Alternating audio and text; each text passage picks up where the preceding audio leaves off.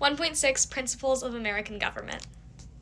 So the government is structured to both, do what the people want it to, but still, have democracy. So we have a separation of power between three branches, and there's, differences versus state and federal government, and they both have different powers. Also, we have checks and balances. So each branch can limit the others. So, the three branches in practice. Let us begin with legislative. So this is Congress. 100 senators, 2 for each 50 states, and 435 House representatives. They make the laws, decide how to fund the government, and deal with a lot of national foreign policy.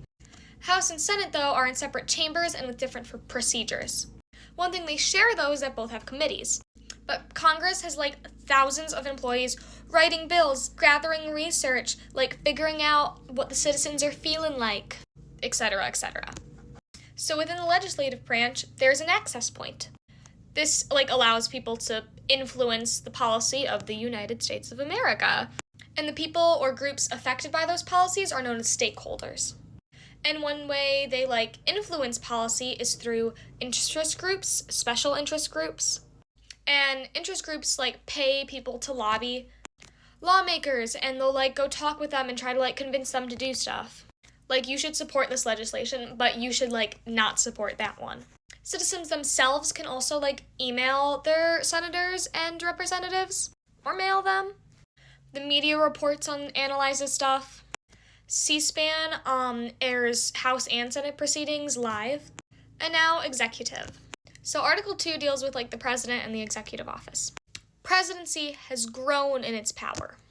Access points here, there's lots of agencies that people can go through and contact, and some of those agencies are to protect citizens. But the executive branch is also more than just the president. It's the cabinet and the agencies and the departments and all those employees. Now judicial.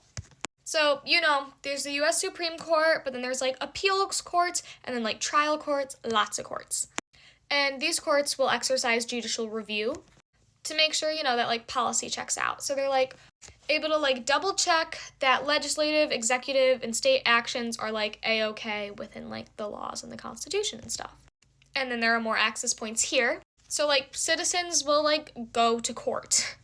They can challenge the government or an appeal a convention, this public school is doing something or they're doing something, they're able to take it to court. And look, on page 47, there's a handy-dandy little photo of the separation of powers. Legislative deals with Congress, House of Reps and Senate, executive, the president and their administration, and judicial, the Supreme Court, as well as the courts below it, the inferior courts. I know there's a lot of underlining on these pages for me previously. You don't have to underline all that stuff. And the power of the federal government is diluted between these three branches. Legislative is the most representative branch, and it's the way that what the public wants becomes actual policy. And both chambers, the House of Reps and the Senate, have to be in agreement to a certain extent. And then the president has to enforce those laws and carry out those policies, and in the way that they do that and the way that they carry it out shapes the policy itself in a way. And then people on the Supreme Court and the federal courts are appointed by the president and confirmed by the Senate, and they hear all these disputes about federal law, etc. Foundational document, Federalist number 51. This is basically about how the separation of powers guards against tyranny. It also protects the minority because it's broken down into so many little parts. Okay, so now checks and balances. So checks and balances are used to limit each branch. We see this really clearly in how we make laws. So a bill is proposed in either the House or the Senate, and it has to pass in both of those with a simple majority. Then the president takes a look at it, and he can either sign it into law and approve it, or he can veto it. If after 10 days he doesn't approve or veto it, it just becomes law anyway. But if it's at the end of a legislative session and the president doesn't sign it, it's pocket vetoes. He doesn't sign it and nothing happens with it, so the bill eventually just dies out. So I talked about the president vetoing or rejecting the bill. But Congress can overturn this with a 2/3 override, a supermajority vote, in both houses, or each house has to have a 2/3 majority. Senate also provides advice and consent. They have to formally approve most of like the presidential appointments, and they can like suggest appointees. House of Representatives can impeach. So basically like they're accusing somebody of wrongdoing. They can do this to the president, federal judge, or another official. Senate then holds a trial, and the Chief Justice presides as the judge.